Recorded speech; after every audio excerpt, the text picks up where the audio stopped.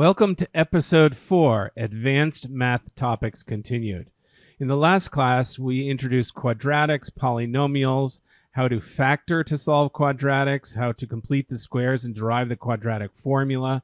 In this class, we'll finish that off and add a little graphing features, and we'll begin with special factoring cases. These are particular cases of factoring that will appear over and over on the exam. The first one is the difference of two squares. We saw a little bit of both of these in the last class. Now let's really dig into them a little further. Note the difference of two squares says if I have two things squared, x squared minus y squared, that equals the product of what we call the conjugates.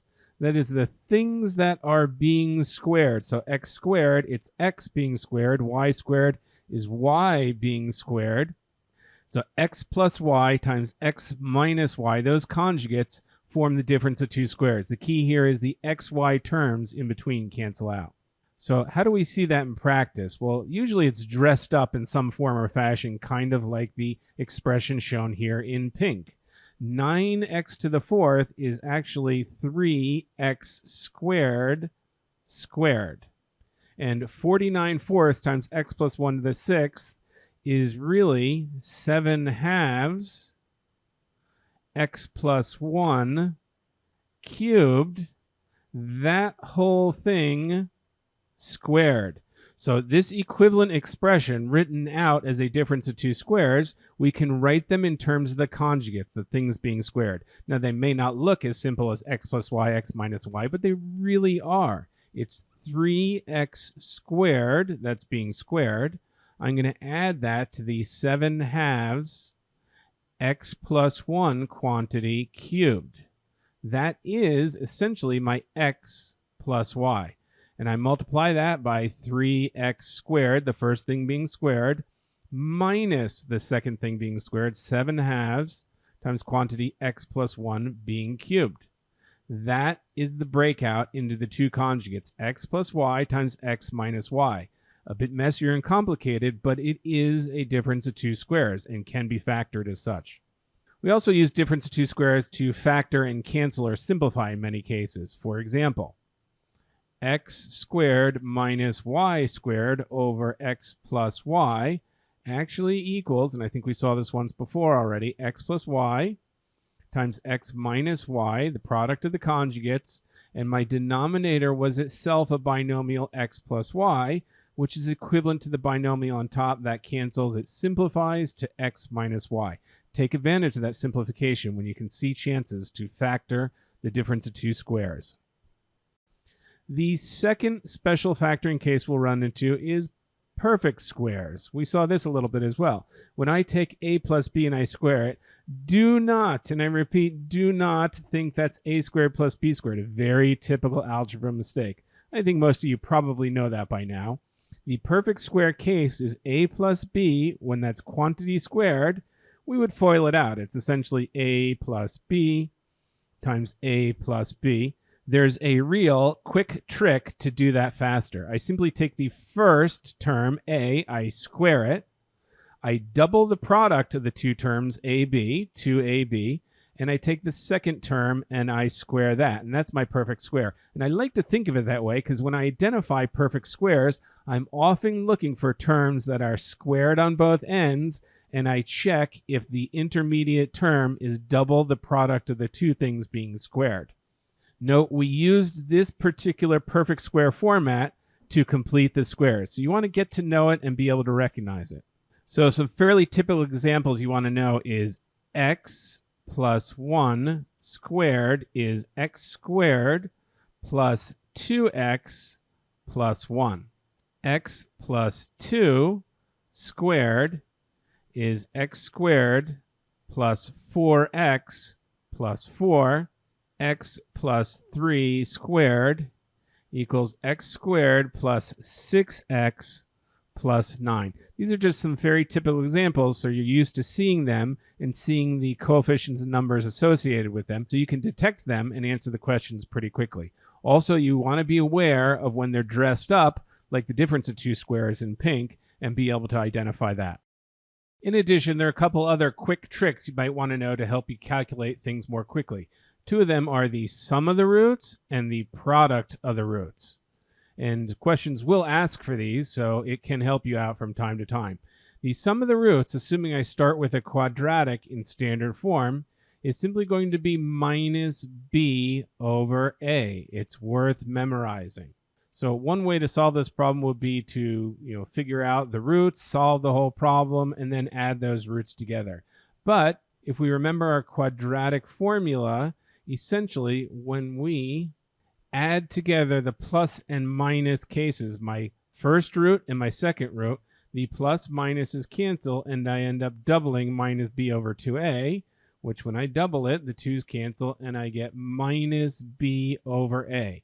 So really quickly, when I see a standard form quadratic, for example, x squared minus 5x plus 6, we know that factors into x minus 3, x minus 2. The roots there are plus 3 and plus 2. The sum of those roots would therefore be 5. Well, let's see if our method works here real quick on that. Minus b would be minus 5 over a, which is 1, not shown, but the leading coefficient is 1. And sure enough, it's 5. It's the very same answer I would get if I actually solved the problem. In a lot of more complicated cases, especially when I have irrational roots, this is a simple way to get the sum of the roots. The product of the roots might even be easier. It's simply c over a. So when I multiply out those roots, the first solution times the second solution from the quadratic, I'm going to get c over a. How do I know I'm going to get that? Well, if you think about it, my quadratic again is essentially a first term plus or minus a second term. When I multiply out the plus and minus case, I'm essentially taking a difference of two squares, which means my intermediate square root terms, the radicals, that ugly discriminant, cancels out, and I simply get c over a. Well, let's check if that works as well. Let's go back to our x squared minus 5x plus 6 quadratic, which we know what the roots are. The product of those roots will be 3 times 2. It should be 6. Does it work out if I plug in c over a? Well, let's think about it. C is plus 6. A, as we know, is 1, the leading coefficient of the x squared. Sure enough, the answer is 6. A quick way to find the product of the roots is to calculate c over a. In the last class, we learned about the discriminant test, which told us whether we had 0, 1, or 2 real roots for any degree 2 polynomial or quadratic. We saw if the discriminant b squared minus 4ac was greater than 0, we had 2 real roots, that is 2 intersections of the x-axis as shown there. If that discriminant value equaled 0, we only had 1 intersection of the parabola with the x-axis. It doesn't matter if it was upward facing or downward facing, just 1 intersection, never crossed over the x-axis. If our discriminant was less than 0, we know we had no real roots, and graphically that meant we did not intersect with the x-axis. We either floated above it, below it. So let's extend this concept and learn more about graphing given the different formats of quadratic equations. We'll start with the standard form. What can we determine and graph directly from the standard form? Note, by the way, everything we've done on finding roots and x-intercepts, they've all just been about that. It's not included the other factors I need to graph. I want to know what the y-intercept is. I do want to know what the x-intercepts are, but I also want to know the shape and direction of my parabola. Am I opening upward, downward, narrow, wide? And I want to know where my vertex is. What's the minimum and the maximum point of the graph? These are all aspects of graphing. We've really been focusing on only the x-intercept up to this point. So let's learn about the other features. In standard form, my c value is the y-intercept. This is where my graph will intersect the y-axis at x equals 0. And you could plug x equals 0 into the function, you'll get y equals c. So given to you as a constant directly in standard form is your y-intercept. What else do we know from standard form? Well, we can actually do some work to figure out the vertex. The vertex, if we called that h comma k for that vertex point, which is the minimum or maximum point that lies on the axis of symmetry, that midpoint of the parabola, we know the h value, that is the x value of that vertex, is minus b over 2a. It's that first term of the quadratic equation. So I can use that to figure out my vertex h value. I then plug that h value into the function itself to get the y value, the k value as we would call it.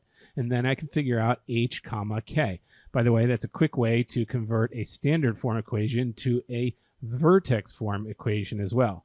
So these are the things I can figure out quickly and know directly from the information given to me in standard form. The b value, note, that has an effect on the graphing if we think about it. If b is 0, like y equals x squared, c value there is 0 as well, which is why we intersect at the origin, but it's symmetrical around the y-axis, because if I find h, it's minus b, which is 0, on y equals x squared. There's no b term, which means h is 0, and the y-axis is my axis of symmetry. When the b value is not 0, that's when my parabola will shift right and left. And standard form is not the best graphing form because it could go up and down as well. We don't know exactly how it shifts, but we know it will shift off the y-axis. So you can keep that in mind if you're working from a graph and trying to figure out standard form as well. Okay, what about an intercept or factored form quadratic? What do I know directly, and what do I have to do to figure out the other factors of graphing, like the y-intercept, the a, the shape and direction of the graph, the vertex, etc.? Well, right away I know the m values, the factors, those constants directly tell me what the roots of the quadratic are. So it might be something like this. That would be m and n. Those would be my intercepts on the x-axis. So directly given to me in factored form is my x-intercept. The a, well, that will be the same a as my standard form. If it's positive, I'll open upward. Negative, I'll open downward. And what else can I figure out? Do I know my y-intercept? Not easily or directly from factored form. I could multiply it out into standard form and then figure out what my c value is. So that's one way I could get the y-intercept from factored form. How about my vertex? Well, my vertex in standard form I found from h equals minus b over 2a. In factored form, it's almost even easier. All I have to do is take the average of my roots. It's going to be m plus n divided by 2, because I know that average is the midpoint of the parabola. It lies on the axis of symmetry, and that's where the h value of my vertex lies. Again, I would plug in that h value back in to get the k value for the min-max point.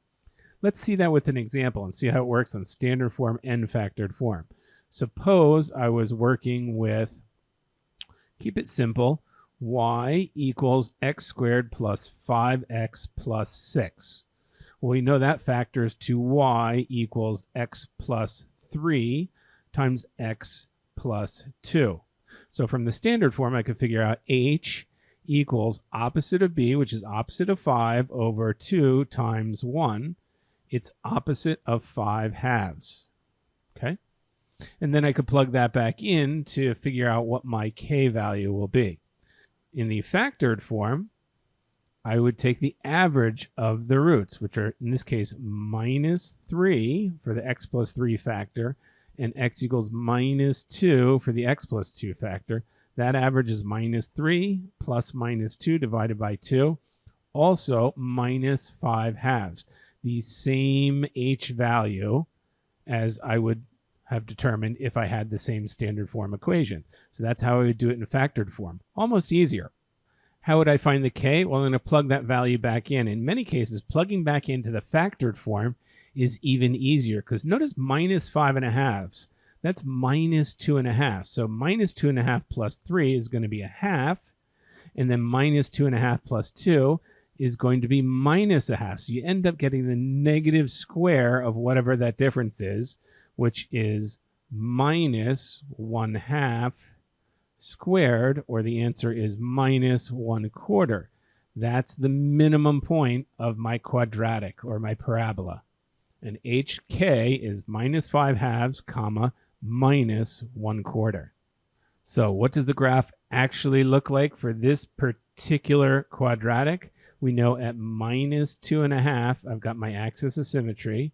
At minus 3 and minus 2, I've got my x-intercepts, or my zeros. And I know my graph is going to go down. It's pretty shallow. It's going to go down only to a level of minus 1/4. That vertex point will be minus 5/2, comma, minus 1/4. And again, if I want that y-intercept, it's easier had from the standard form where it's directly given to me. It's going to be +6. And that's how I go about graphing it. My a value on each of these is 1, so it has the same shape and it opens upward, just like the y equals x squared, the most simple case parabola, if we want to think of it that way. The vertex form might be the most analogous to y equals mx plus b. It's the most logical graphing format among the quadratic forms. It basically says y equals a, the same a that denotes our shape and direction of the parabola, times quantity x minus h squared plus k. Note that h is your constant, that's the x value of the vertex, and k is the y value of the vertex. So h comma k is the constants that represent the vertex or the min-max point. Again, questions will ask about that, and that's what you can get directly in vertex form. So if they wanted an equivalent quadratic where the min-max point is given as a constant, you would want to deliver a vertex form equation, not a standard or intercept form equation. Okay, so how would we work with this? How exactly does it go? Let's go back to our particular example of y equals x squared plus 5x plus 6 and figure out how would I get my vertex form and graph that, for example. Well, one way to do it would be to complete the squares. That's the more formal approach. But I'm not going to take that time. I'm going to use the quick way I would probably use on the exam.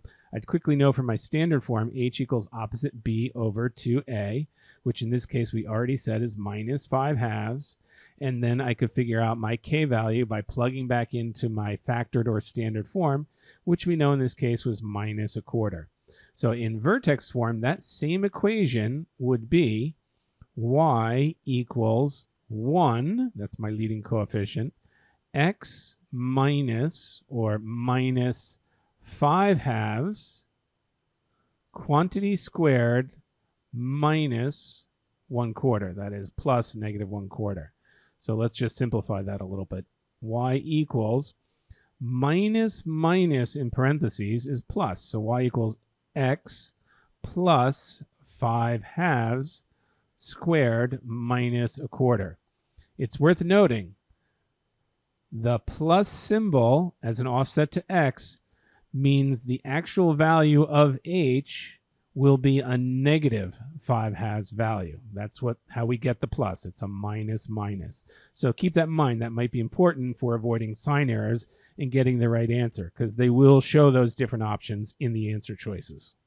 So again, how does this look in graphing? Well, it's pretty easy to graph in some senses because my vertex points are given to me. At minus 5/2 minus 1/4, I have my vertex, which we saw before because we already found it from the other forms. And I know my shape is going to go 1 over 1 squared up, 2 over 2 squared up. It's going to look like the y equals x squared parabola opening upward. And what I don't get from this graphically are my zeros and my y-intercept. I don't get those directly. So if I started with my vertex form equation, how would I find my zeros and my y-intercept? Well, one thing I could do to get it back to standard form where I have c value is my y-intercept, I would just multiply this out. So that's one option for the y-intercept. If I wanted these zeros, Well, again, I could multiply it out and then factor it and figure out what the zeros are. Okay, and that would work, and a lot of students do it, but boy, that's the equivalent of climbing up and over a large wall when you can simply walk around it. Here's how you would really do it. Remember, if I want the y-intercept, I simply set x equal to 0. So let's do that in our equation. Y equals 0 plus 5/2 squared minus 1/4. Y equals 5/2 squared is 25/4 minus 1/4 equals 24/4, which equals 6. The y-intercept is 6. We already knew that's the case. But see how much easier that is? Okay, well, what about the zeros? How about those? All we need to do is set y equal to 0 in our equation. So 0 for y up above equals x plus 5/2 squared minus 1/4. Okay, this looks like it might be a little more complicated, but not really. We already kind of have the perfect square set up. We've almost completed the squares. We completed completing the squares. So all I'm going to do is add 1/4 to the other side, and I'm going to switch the sides here. X plus 5/2 squared equals 1/4. And what would I do then? Well, I'm going to take the square root of both sides once I've isolated my squares on the left. And what do I get as a result? X plus 5/2 equals plus or minus the square root of 1/4 is 1/2. And I'm going to take my 5/2 to the other side. X equals minus 5/2 plus or minus 1/2, which has two solutions. Minus 5/2 minus the half is minus 6/2, or x equals minus 3. And minus 5/2 plus a half is minus 4/2. X equals minus 2. These same roots or zeros we got before. So really, you don't get this information directly from vertex form graphs, but you can access it easier than you think. So note, I have to be able to go back and forth between standard form, my factored form, and my vertex form pretty easily. As a quick review, from factored or vertex form to standard, I just multiply everything out and distribute. If I want to go from standard form to factored form, well, that's all the effort we spent on factoring. That's how you do it. If I want to go from standard form to vertex form, I usually use my h is equal to minus b over 2a and then plug back in to get k. That's easier and generally faster than completing the squares, I find. If given a graph, how do I find that a value that denotes the shape and the direction of the graph? Well, if it's plus or minus, I know the direction, opening upward or downward, respectively. But how do I get the shape, the narrowness or width of my parabola? Well, I use a couple approaches here. One, I know our general equation in simplest form for a quadratic is y equals x squared. It is by definition a degree 2 or a squared function. So essentially, if I shift over plus or minus 1 on x squared, my y goes up, always positive when I square, even a negative, up 1 squared. So it goes up 1. If I go left or right, plus or minus 2, my y value goes up the square of that, which is plus 4. And then if I shifted 3 in x off the vertex of my parabola in the x direction, left or right, I'm going to go up 9. That's equivalent to an a value equal to 1. It's going up 1 times x squared. So I can actually utilize that in this case. Let's see the graph where I've got a vertex 4, negative 4, and I have zeros at 6 and 2. How does that work? Well, if I go from 4 to 5 over 1, I go up 1 squared. If I go over 1 more to 6, I go up 2 squared, which is 1, 2, 3, 4. I go up a total of 4 for going over 2. So now I know the value of my a in this graph is going to be a equals 1, and I can appropriately set my vertex form of the equation. It would be y equals x minus the h is 4 squared plus k, which is minus 4. And my a value equals 1. I don't need to write it, but I'll put it in there just to show it. And I have the equation of my vertex form. The other method, which might be the more formal approach, is to do something as follows. If I know my vertex point, I only need another point to get the equation of a parabola. In standard form, that's not true. Like a line, you need 2 points to get the equation of a line.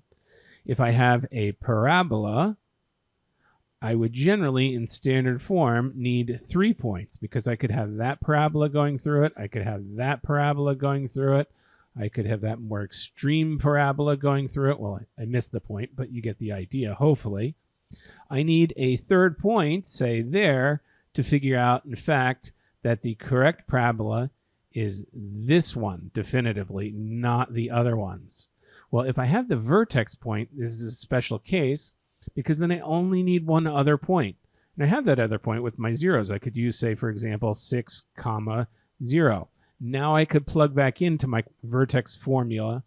Generally, I would say my y value equals a times x minus h, which is x minus 4 squared plus negative 4, which is just minus 4. Now, I need to find a, but I have my second xy point, 6, 0. So I know 0 for y equals a times 6 for x minus 4 squared minus 4.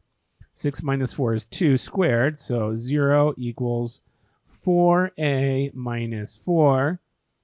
4a equals 4.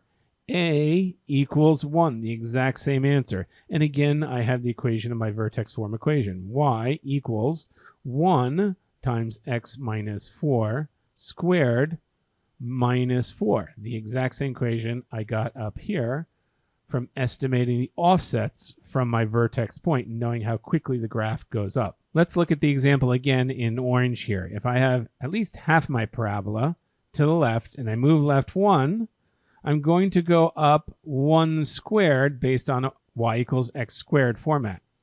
But actually, the graph goes up 2, which means it's going up 2, the a constant, times 1. So it looks like, in this case, a equals 2.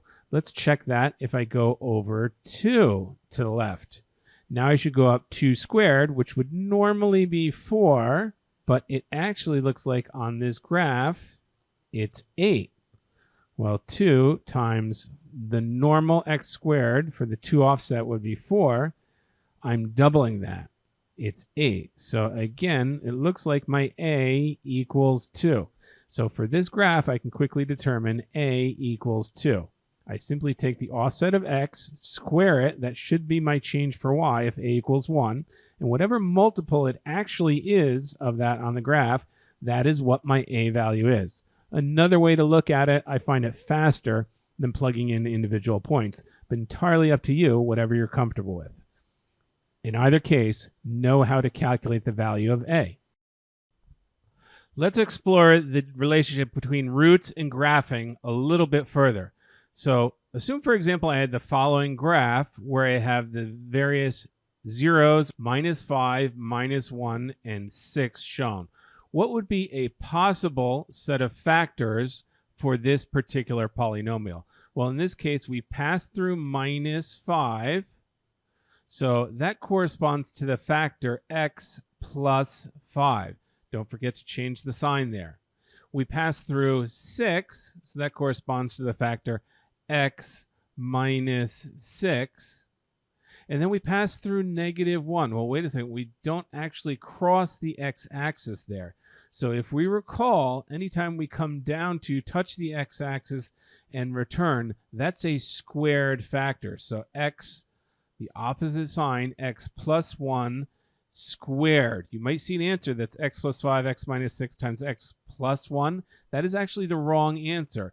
When we have this situation where we touch the x-axis and return, it's a squared factor for the x plus 1. So a possible factor set for this function would be x plus 5, x minus 6 times x plus 1 squared. Be careful and be aware of that squared factor case. How do we think about and go about solving cases where we have lines and nonlinear functions? For example, here we have what is essentially a parabola, and a line. What might that look like? Well, again, in general, I have a parabola and a line. There could be no intersections, 0 real roots. The line could be tangent to the parabola, have 1 intersection or 1 real root, or it could cross through the parabola in 2 different places.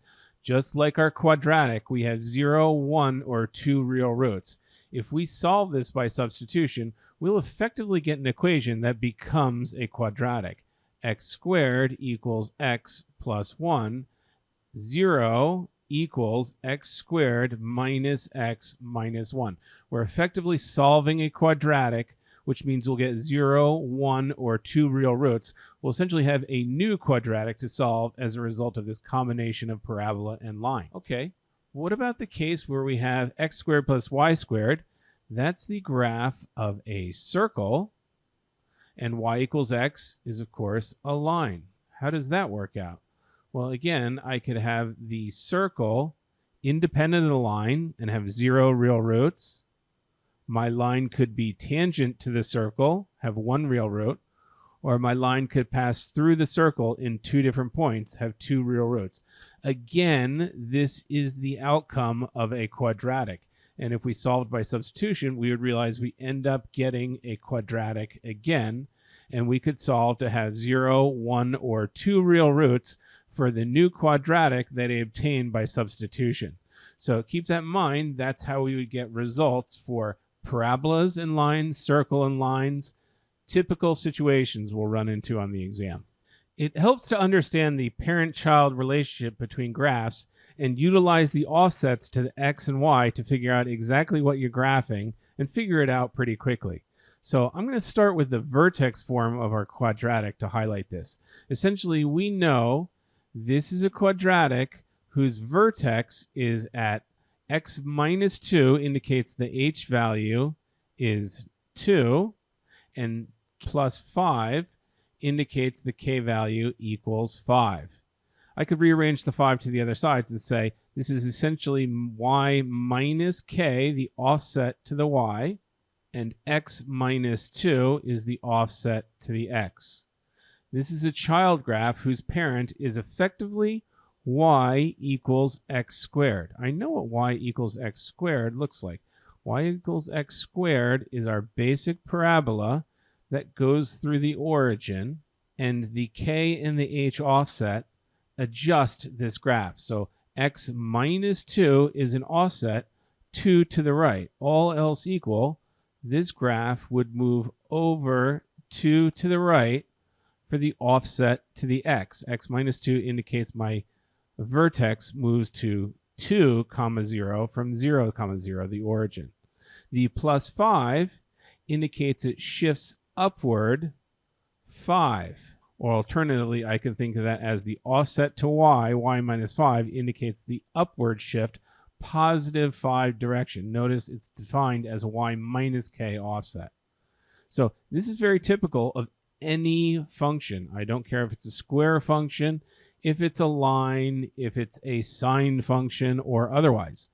I have offsets to x and offsets to y that will shift my graph around. Let's try the example of y equals the square root of x minus 1. How does that change? Well, a square root of x graph we've seen before looks something like this. If I'm offsetting the x by minus 1, that means I'm shifting the graph 1 to the right, and it will look effectively like that. Almost essentially the same graph, but shifted plus 1 to the right from my x minus 1 offset. Likewise, if my parent graph is y equals 2 to the x, that's going to look something like 2 to the 0 power would be 1.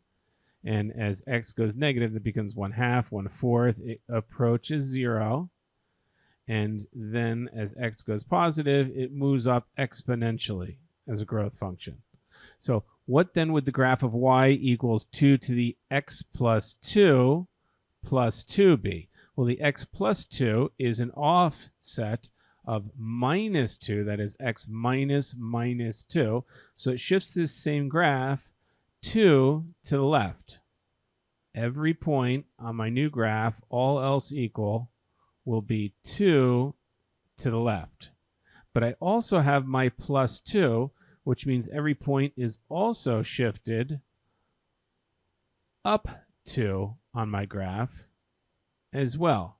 So I take every given point and I shift 2 to the left for x plus 2, and the plus 2 is a direct addition to y, which is up 2, and the green line would become my new graph. So in this way, I can use my offsets to the parent function to figure out what my new graphs will be. And we run into this time to time from graphing on the exam. So it's good to be aware of the parent-child relationships and how to adjust for them.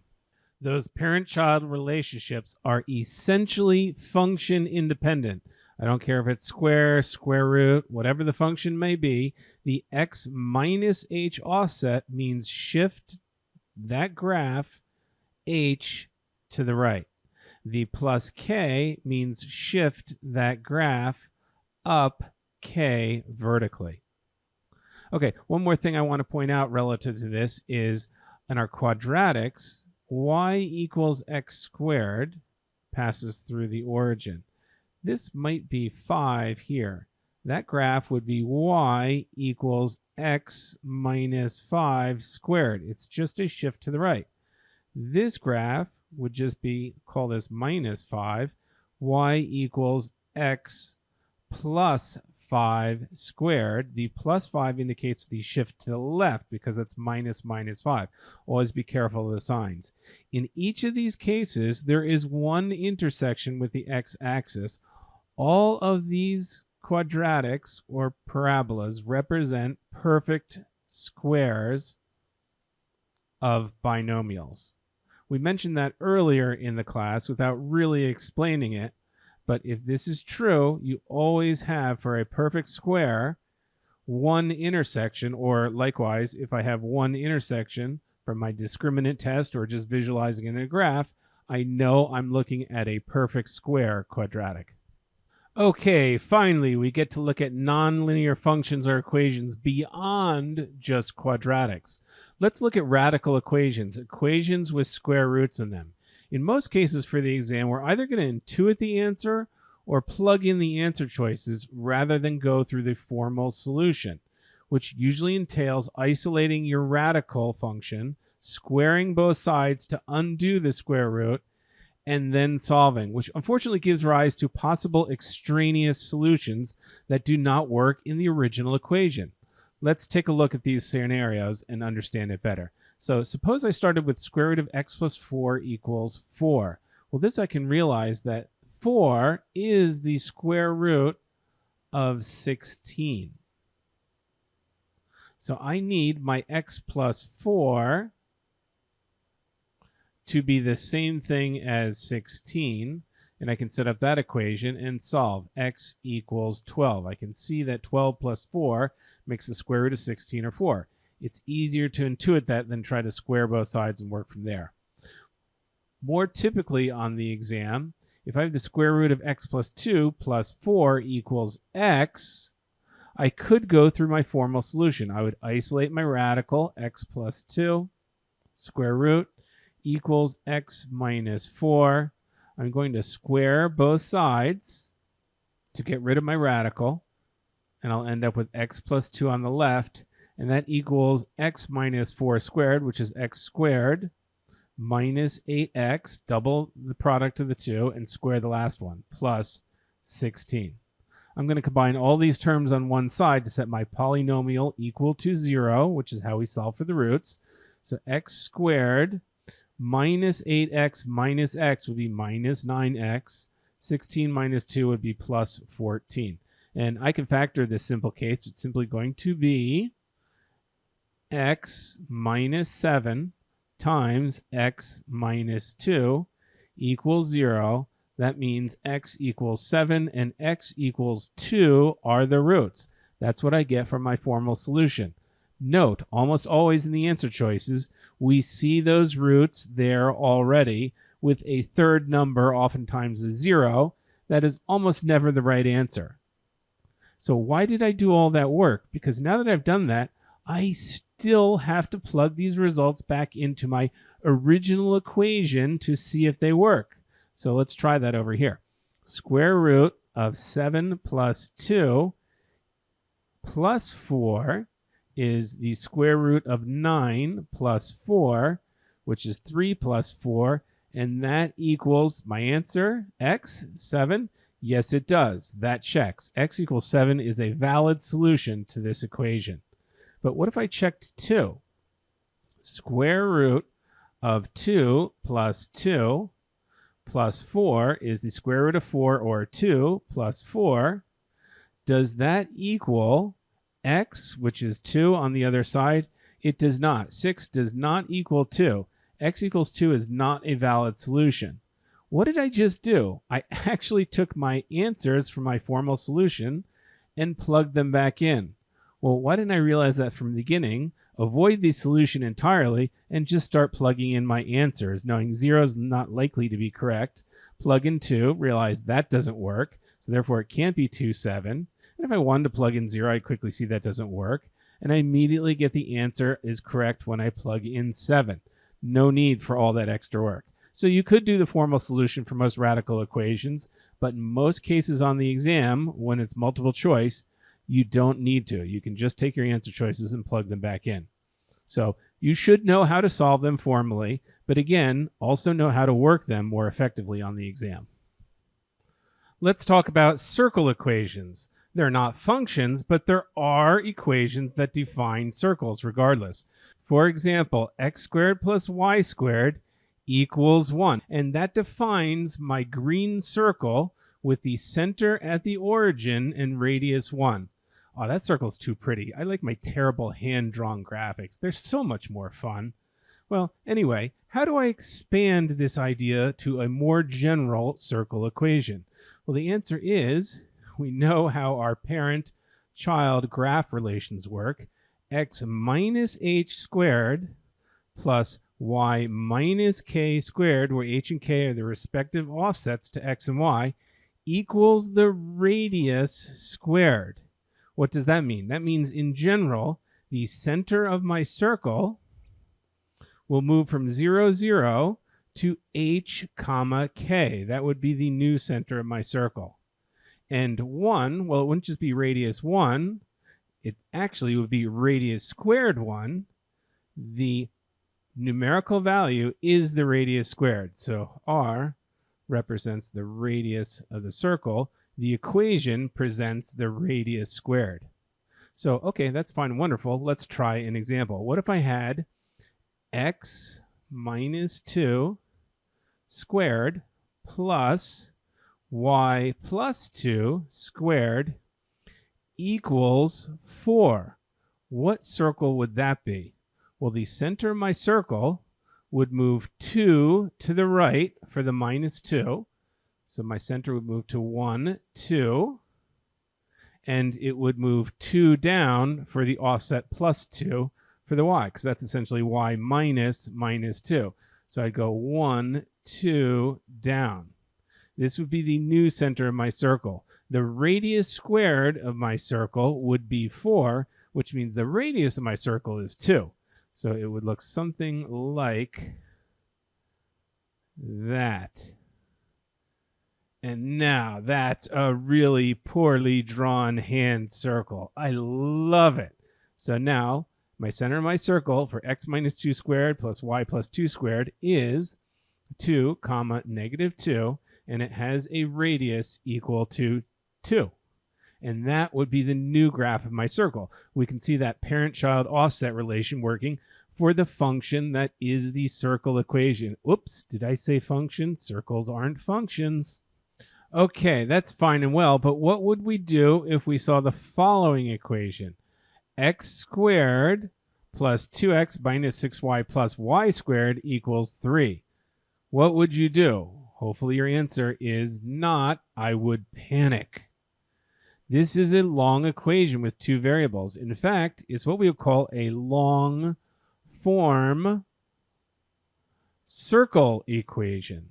A little different than our standard form circle equation, which, as we saw last time, was our x minus h squared plus y minus k squared equals the radius squared, where hk was the center of the circle and r is the radius of the circle. Well, suppose I was given this equation and asked what is the center of the circle or what is the radius of the circle? Well, my objective would be to take this long form and put it into standard form. Then I could easily detect what the answer would be for the center or the radius. Okay, well, how am I going to go about doing that? Well, here's one case you really want to learn how to complete the squares. Because what does this really look like? This and this look like standard form quadratics in x's and y's, sort of. And this look like perfect squares in x's and y's. And one way to get from the standard to the perfect square or vertex form is to complete the squares. So that's exactly what I'm going to do. I'm going to create a perfect square on my x's by adding some amount that makes that standard form a perfect square. And likewise, I'm going to complete the squares on the y's. I'm just going to rearrange it a little here to put it in standard form and add some unknown amount that will make that a perfect square. So my objective is for that to be a perfect square and that to be a perfect square when I complete the squares. And then I'll get 3 plus, well, I would have to add to the right side whatever I added to the left side as well. Okay, so what would these numbers be? Let's go ahead and complete the squares here. I would have my coefficient of the x, the 2, and that becomes 1. That's my perfect square for x's, x plus 1 squared. If I want to fill in the amount, I need to square that value to create a perfect square. 1 squared is just 1.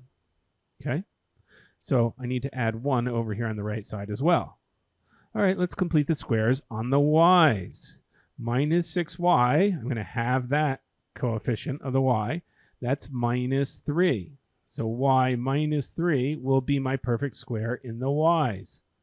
Well, what do I put in the missing amount box that makes that a perfect y minus 3 squared?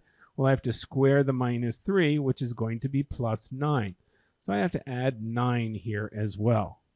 So x plus 1 squared plus y minus 3 squared equals 3 plus 1 plus 9 is 13. So what do I know about this circle now? I know the answer to the question.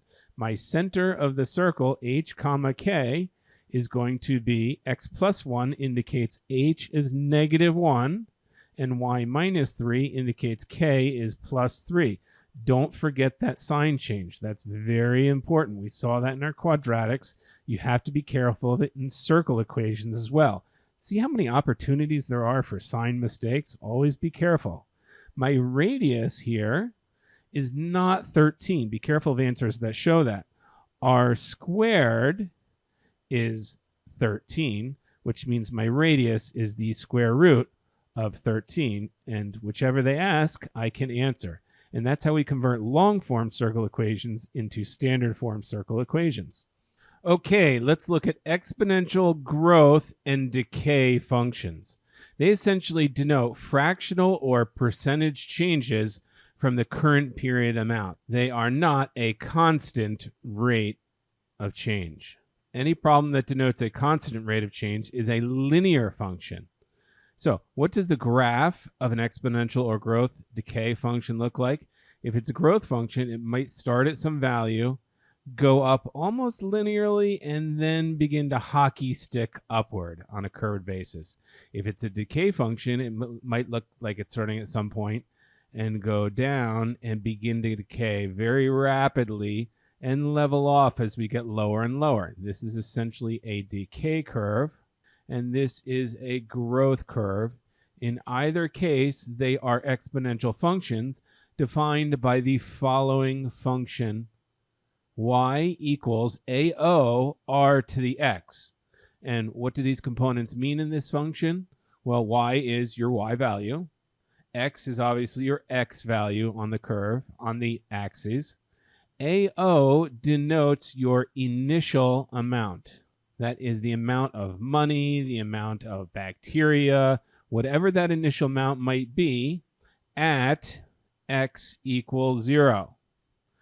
R is our constant multiplier. This is an important one to note. Students mess up the calculation of R frequently. What is R? Suppose I had a percentage change that was an increase of 10% every year from the previous amount. That would be an exponential function. What is my R? It's always 100% plus the percentage change, which in this case is plus 10%. And we express that as a decimal. So R equals 100% plus 10%. As decimal, that's 1.1. Do not think R equals 0.1. That makes no sense if you think about it, because if you multiply 0.1 times, say, $100 in the previous term's bank account, if that's what it represented, you'd get $10 the next period. $10 is not a 10% change. It's a 90% change from $100. So remember, you're always adding the percentage change to 100% and expressing that as a decimal to get your multiplying factor there. And by the way, if it were decay, that factor would be less than 100%. You'd be losing money. So let's suppose I had 20% decline in the amount of the drugs in my system or something like that, whatever it might be.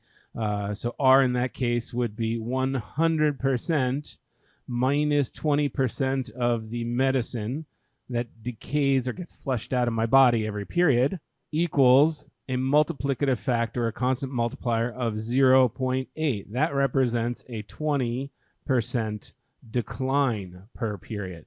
So make sure you know how to calculate R and get it right. Let's see how this works in action in a couple cases. Suppose I had 1.0 million people in a city in year one, and every year the city population grows 2%.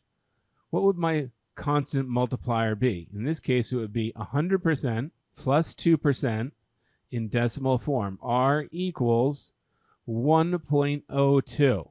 So my exponential equation here, which would be a growth curve, equals y equals AO is 1.0 times my multiplier 1.02 raised to the x. What would that curve look like? Well, that means when x equals 0, my function value would be 1.0 times 1.02 to the 0. Anything to the 0 power is 1, which means I'm multiplying 1 times my AO, my original amount. My intercept is going to occur at 1.0 million people. And I'm going to increase very slowly, but eventually it's going to curve upward in my growth function. And that's what the graph of that particular function will look like. What if it were a decay function? Suppose I had y equals, and I lost 10% per period in my stock for 3 periods. What would that look like? Suppose my initial price of the stock was $50. My AO, my original amount, would be 50. My loss of 10% would be 100% minus 10%. In decimal form, that would be a constant multiplier of 0.9, 1 minus the 0.10. And over 3 periods, x would be 3. That would be the value of my stock after 3 periods on a decay function. So at time 0, again, it would be 50 times 0.9 to the 0. 0.9 to the 0 is 1.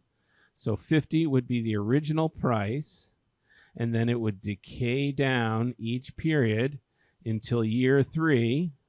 It would be exactly that value, 50 times 0.9 cubed, which, by the way, is roughly going to be about 36, if we're to estimate that. There are a couple intricacies you want to know about this. Let's suppose the value of my investment equaled the original amount times my multiplier to t number of years. And that would be the function for the value of my investment. And let's say R was, about 12% increase annually. And we could say A, my original amount, equaled 1,000. So my value of my investment would be 1,000 times 1.12 for the plus 12% increase. My factor would be 1.12. I multiply that by my previous period to get the new period to the t. And the question asks, what's the equivalent value based on m, where m equals the number of months rather than the number of years? What would that function look like? Well, some students might say, oh, 1.12, 12% is just 1% monthly. Let's change it to 1.01 factor. No, that's not correct. What I want to do is take v, that equals 1,000 times 1.12 is what I will end up with after t equals 1 year, 1.12 times 1,000. I need to adjust my exponent such that after 12 months, m equals 12 would be the equivalent exponent of 1. Well, what's that going to be? That's going to be m divided by 12. So when m equals 12, we'll be at 1 year, and my exponent will be 12 over 12, or 1. The same thing as this would be when t equals 1.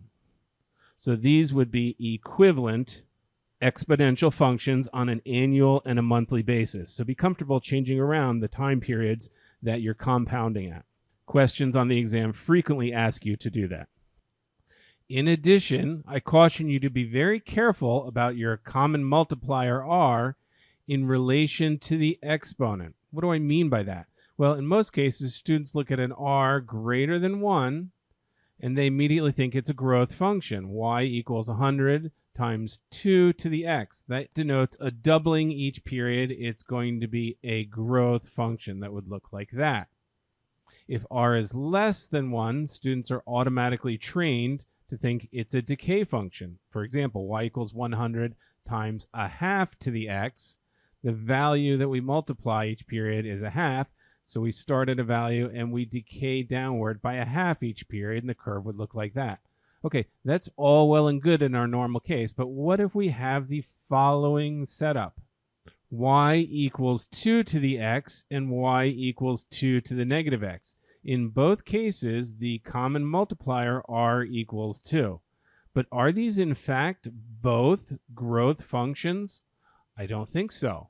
Y equals 2 to the x. Well, that is going to be our regular growth function. We're going to double each period for y. What about y equals 2 to the negative x? Well, I'm going to manipulate my exponents with my exponent laws here just a little bit to recast this as y equals 2 to the negative 1 raised to the x power. I can do that under my exponent laws. What is 2 to the negative 1? Y equals 1 over 2 to the 1, or 1/2 to the x.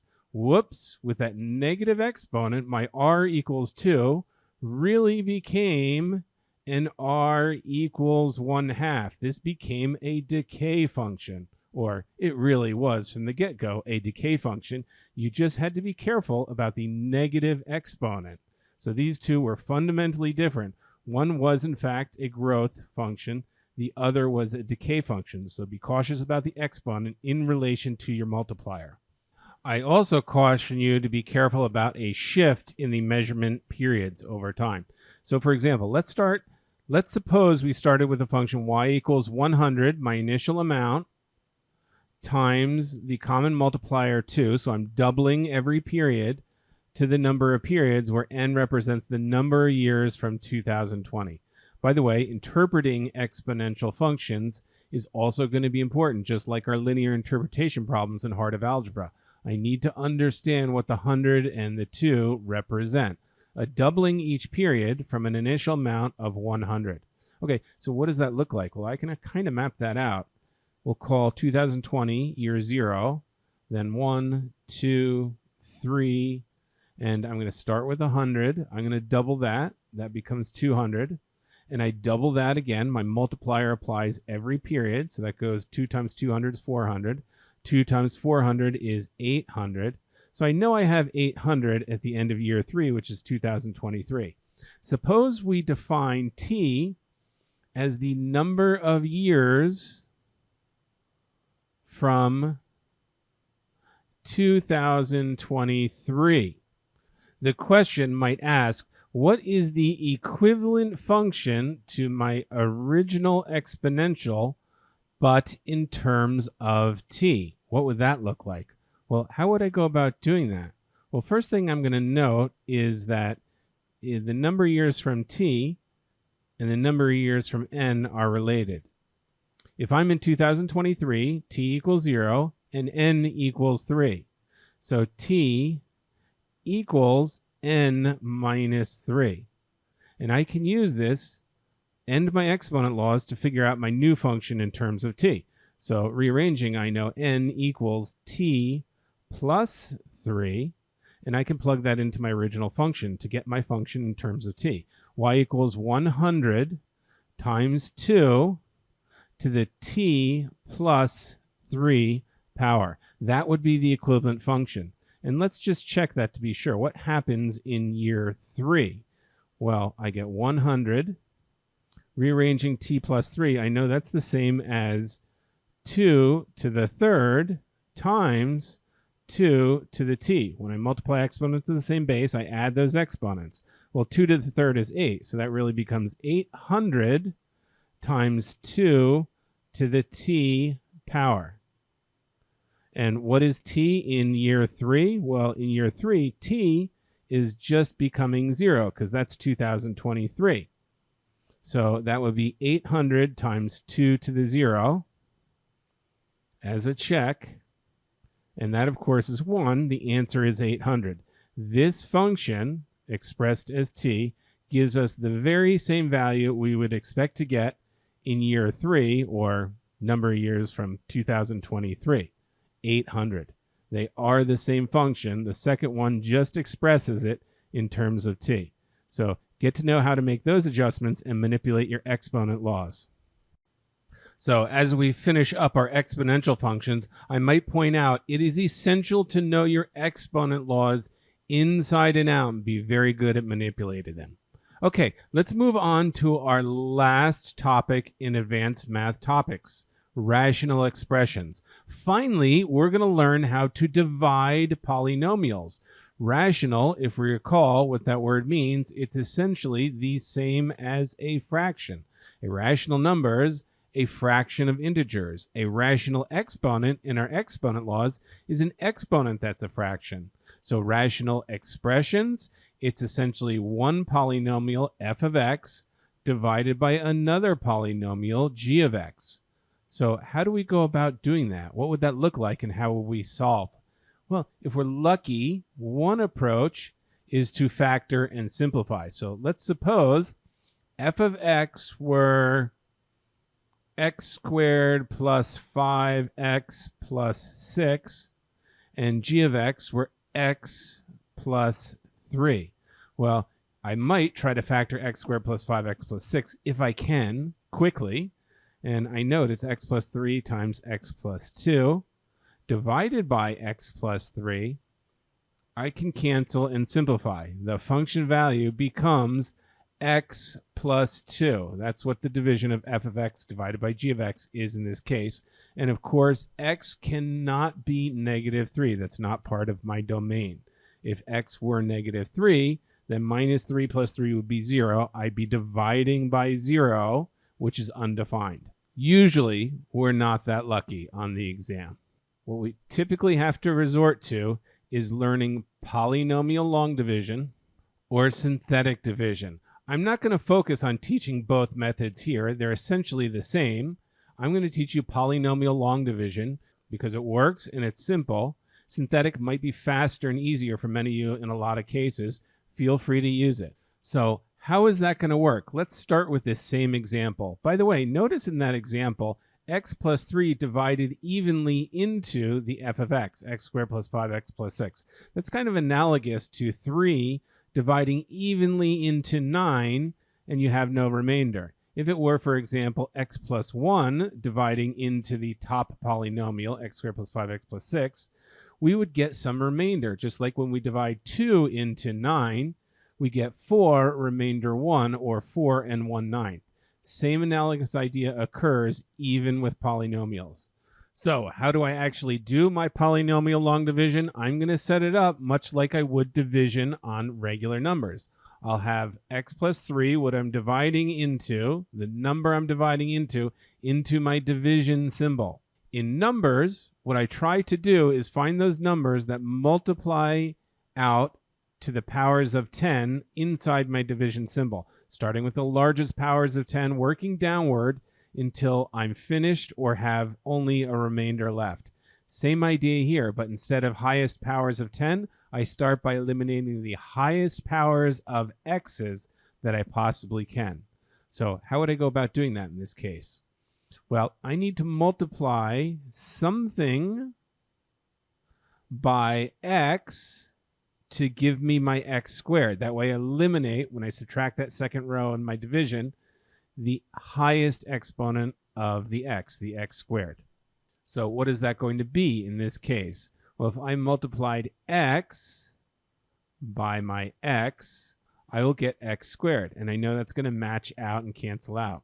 Okay, well, I'm not done. I still have to multiply the x by the other parts of the divisor, 3. X times 3 is plus 3x, and there's nothing left there. So now, like in regular long division, I'm going to subtract my second row from the row above. X squared minus x squared cancels out. 5x minus 3x leaves me 2x, and 6 minus, there's nothing there, is 0, is plus 6. So now I have my next line into my division. I have to move down 1 degree in x and do the same process. What do I multiply here? What number in this case do I multiply by x to get 2x and cancel it out? That's going to be plus 2. 2 times x gives me 2x. And I still have to multiply the 2 by the plus 3. So 2 times plus 3 gives me plus 6. And now I'm going to subtract that second row from the first. 2x minus 2x cancels. 6 minus 6 cancels. I have 0 remainder. I knew that already because I know x plus 3 is a factor of my polynomial and divides evenly into it. The result of that long division is x plus 2. And we know that's the case because we know x plus 2 times x plus 3 are the factors of x squared plus 5x plus 6. So that's how we would do our polynomial long division. Let's look at another example where we have a remainder and our divisor does not divide evenly into the numerator polynomial. FYI, you don't typically have to graph rational functions for the exam, which is kind of nice, but you might note that the roots of a rational expression are the same as the roots of the numerator polynomial. Who knows? That might come in handy at some point. Let's go ahead and try this example. X minus 3 divides into 2x squared minus 5x minus 1.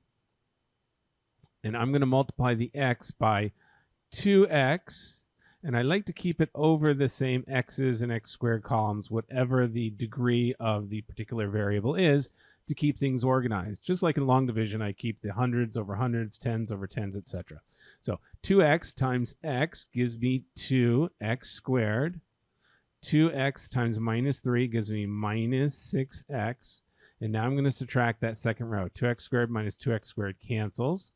Minus 5x minus 6x, be careful of your signs, is plus 6x, which ends up being plus x.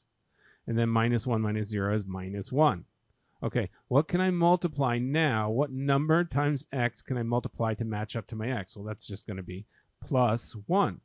So 1 times x is x. 1 times negative 3 is negative 3. And again, I'm going to subtract that second row from the first. So x minus x is nothing, 0. Minus 1 minus minus 3 becomes plus 2. So x minus 3 divides into p of x, giving us 2x plus 1 plus a remainder of 2. And that remainder of 2 gets expressed as a fraction over the divisor. That is over x minus 3 in the denominator. Just like if I divided 9 by 2, I could write that as 4 remainder 1, or in fraction form, 4 and 1/9. This is exactly analogous to what I'm doing up here. And that would be the answer of the long division. Okay, let's practice another example just to make sure we're good at our execution. So, for example, what if I had x to the 6th plus 2x to the 4th plus 6x minus 9 divided by x cubed plus 3? The important thing to note in this case is that I have gaps in my exponents. I've gone down one by one by one in order in the previous examples, not here. So what if I have x cubed plus 3? And I'm going to divide that into my numerator polynomial. I'm not just going to write x to the 6th and then my 2x to the 4th. I'm actually going to add a 0 x to the 5th column, then my 2x to the 4th column, and then a 0 x cubed column plus a 0 x squared column, plus then my 6x minus 9. Why did I do that? Because keeping my columns in order and working through every column by column will keep me organized and doing the right subtractions as I go along. Otherwise, I'm definitely going to confuse and mix up my columns. So execution-wise, this is a good tip to follow. Okay, so what do I need to multiply x cubed by to get my x sixth? I'm going to multiply by x cubed, 1x cubed in that column. The x cubed times x cubed is x to the 6th. My x cubed times 3 is 3x cubed. Well, that's important because remember, if I didn't separate it out, I wouldn't write my 3x squared in the right column with 0x cubed. Now I can go about my subtraction correctly. These cancel. I get 0x to the 5th, 2x to the 4th minus 0 is 2x to the 4th. 0x cubed minus 3x cubed is minus 3x cubed. 0x squared is 0x squared. Plus 6x minus 0 is plus 6x. And minus 9 minus 0 is minus 9. Now I'm going to go through the same type of process. What can I multiply by x cubed to give me 2x to the 4th? Well, that's going to be 2x in this case. 2x times x cubed will give me 2x to the 4th. And then 2x times 3 should give me plus 6x. So there's nothing in the cubed column, there's nothing in the squared column. I'll get plus 6x in that case. And as I subtract, well, those cancel nicely. Even the 6x's cancel nicely. I'll get minus 3x cubed plus 0x squared minus plus 0x at that point minus 9. Okay, what now do I multiply x cubed by to get my minus 3x cubed? Well, nothing by x because they're already the same power, so that's going to be a 0 there. And I'm going to multiply by minus 3 in the digits column. Minus 3 times x cubed gives me my minus 3x cubed. And minus 3 times 3, it gives me my minus 9. That exactly matches the row above it. There's no remainder. This divides evenly. X cubed plus 3 divides evenly into this long, ugly polynomial, leaving me x cubed plus 2x minus 3. These are essentially the two factors of my original numerator polynomial, if you want to think of it that way as well. So this execution detail of breaking out and lining up skipped columns when you realize there's no fifth exponent, there's no third, there's no squared term in your numerator polynomial, you want to set them up in the long division. Okay, now let's look at what might be an ugly and challenging case at first appearance. We've got this long polynomial in the numerator with two variables. How would I go about this? Well, I'm going to follow the same process. I've got to match my x squared by multiplying something by x. Well, what's that going to be? I'm going to multiply x. That gives me x squared, and x times y gives me plus xy in that column. Now I'm going to subtract. X squareds cancel. I end up with 2x squared y minus 2 minus 1 is minus 3xy. I'm subtracting that second row, and everything else pretty much just falls down into place. Now I want to find something I multiply by x to get rid of my 2x squared y. What's that going to be?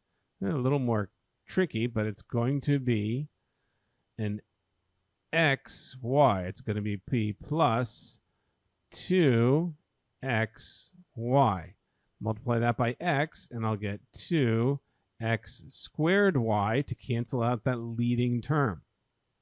I still have to multiply that by y, so I get 2xy squared. Well, that's going to be 2xy squared. Fortunately, when I subtract that second row from the first, that cancels, and that cancels nicely, just leaving me minus 3xy. The minus 3y squared drops down. And my last, hopefully last step, will be what do I multiply my x by to match up to my minus 3xy? Well, that's going to be minus 3 times y. So minus 3y gives me minus 3xy. And then minus 3y times plus y gives me minus 3y squared. That also cancels nicely, and I end up with no remainder. So another really useful theorem, a third approach to doing our division of polynomials, is the remainder theorem, or when there's no remainder, we call it the factor theorem. This is a really good technique that answers a lot of questions on the SAT for long division, saving us the effort of the synthetic or the long division. So what does the remainder theorem say? It says if I have a polynomial p of x in my numerator, and I divide by a linear, that is a degree 1 polynomial of a form x minus c, where c is the constant, then I could plug that c back into my numerator polynomial, my numerator function, and the result will be the remainder for that function. All right, let's try that in practice. My numerator p of x is 2x squared minus 5x minus 1. My denominator polynomial is the binomial x minus 5. So in this case, c equals 5. I plug in p of 5, which above is going to be 2 times 5 squared minus 5x, so that's minus 5 times 5, minus 1. What do we get as a result? 5 squared is 25, times 2 is 50. Minus 5 times 5 is minus 25, minus 1. The result is 24. My remainder for this division is going to be 24. Now, I might not know what all the other terms that divide evenly into p of x are beforehand, but if it's multiple choice and there's only one answer that has that last term, dot, dot, dot, plus 24 over x minus 5, guess what? I know this has to be the correct answer. So I avoid the entire long division. I just take advantage of knowing how to quickly calculate the remainder. I can also use the same theorem to find out if my denominator polynomial is a factor of the p of x, of my numerator polynomial, very quickly without any full long division. So in this case, I have p of x is x squared minus 3x minus 4. X minus c is x minus 4. So that means c here equals 4. I'm going to plug c back into my numerator polynomial for x. So I'm plugging in 4. 4 squared minus 3 times 4 minus 4. What does that equal? That equals 16 minus 12 minus 4, which is 0. I have 0 remainder. Right away, I know x minus 4 is a factor of x squared minus 3x minus 4. What if instead I had x squared minus 3x minus 4 divided by 3x minus 2? How do I work with that? Is 3x minus 2 the same thing as x minus c? Well, essentially for our purposes, it is. It's a linear polynomial. But how do I calculate c? What is c in this case? Well, c, I could figure that out by essentially saying 3x minus 2 equals 0. X equals 2/3. That is going to be my c value. So now, in this case, my C equals 2/3, and that's what I want to plug back into my numerator functions. I'm going to get minus 50 divided by 9. And we can deal with these presentations and calculate C and use our remainder theorem.